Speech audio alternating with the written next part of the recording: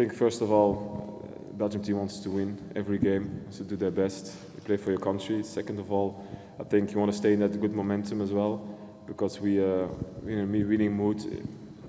I never went into a game and thinking, it's better to lose or better. It doesn't work like this. You always give 100%. So we're going to try to win that game, and we'll see how far it brings us.